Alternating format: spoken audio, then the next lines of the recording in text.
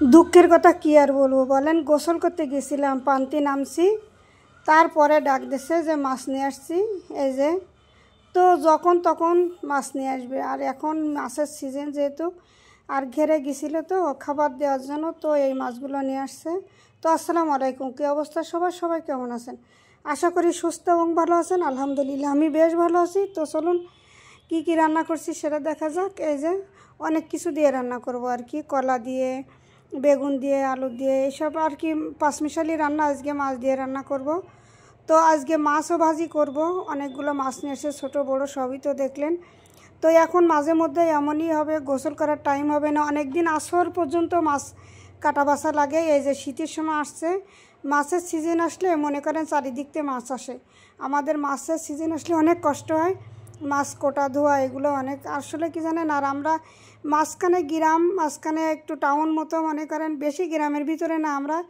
তো এই জন্য মানুষও পাওয়া যায় না, পাশে একটা ভাবি ভাড়া থাকে। তো এই ভাবির কাছ থেকে মাঝে মধ্যে আমরা আর একটু হেল্প পাই, তাই ছাড়া আর মানুষ পাওয়া যায় না। নাহলে মানুষ পাওয়া গেলে কিন্তু মানুষ কাছ থেকে একটু কেটে বেছে নিলাম, নিজের একটু স্বস্তি পেলাম, আবার সেও কাটা নিল। এমন কিন্তু হয় গ্রাম অঞ্চলে থাকলে, কিন্তু আমরা একটু গ্রামের থেকে এগিয়ে আসছি, তো এই জন্য আর সেটা আর হয় না। তো আগে হতো, যখন গ্রামে থাকতাম তখন কিন্তু মাছ নিয়ে আসলে এত কষ্ট হতো না, মানুষ যার বলতাম সে কেটে দিত বা গোছাই দিত। আর এখানে আসলে সে তেমন কোনো লোকই নেই, তেমন কোনো মানুষও নাই, তো নিজেদের কষ্ট করতেই হবে।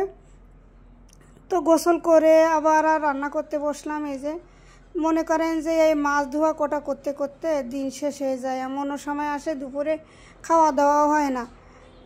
আর ফ্রিজে ভরা থাকে মাছ, মনে করেন সারা বছর যে মাছ খাবো আমরা, ঘের যখন একদম শেষা কাটা হয়ে যাবে তখন আর তো মাছ থাকবে না। তো এই জন্য মাছের সিজন আসলে একটু কষ্ট তো হবেই আমাদের। তো আজকেরা এই মাছ কাটতে করতে যে রান্না করতে অনেক দেরি হয়েছে, প্রায় 2টা 2:30 বাজছে যায়। তো আমরা 2টার ভিতরে ভাত খাওয়া দাওয়া হয়ে যায় আমাদের, কিন্তু আজকে আবার অনেক দেরিতে হয়েছে। সকালবেলা একবার মাছ নিয়ে আসছিলো, আবার এখনও মাছ নিয়ে আসছে। তো মাছ কাটতে ধরতে জানেন তো একটু সময় তো লাগবেই। তার ভিতরে আমি আবার গোসল করে আসলাম, রান্না করলাম, এই সেই করতে করতে আর কি দিনটা পার হয়ে গেছে। আজকের দিনটা আসলে কিভাবে গেছে বুঝতেই পারিনি।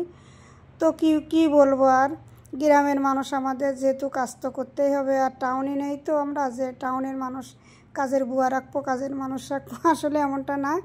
তো নিজেদের কাজ নিজেদেরা করাই ভালো, এটাই আরও ভালো। তো ডিমও নিয়ে আসছে, ডিম দিয়ে ডাউল দিয়ে রান্না করব, আর এগুলা রান্না করব। তো ক্যামেরা হয়তো এত কিছু দিব না, রান্নার পরে হয়তো ভিডিওটা দিব। তো এখন যেটা দিচ্ছি সেটা দেখতে থাকুন। আর এই যে ডাল ভাজাভাজি করছি, তো ডাউল দিয়ে আর ডিম দিয়ে রান্না করব। তো আজকের মতো এখানে বিদায় নিলাম। সবাই ভালো থাকবেন, সুস্থ থাকবেন, আল্লাহ হাফেজ।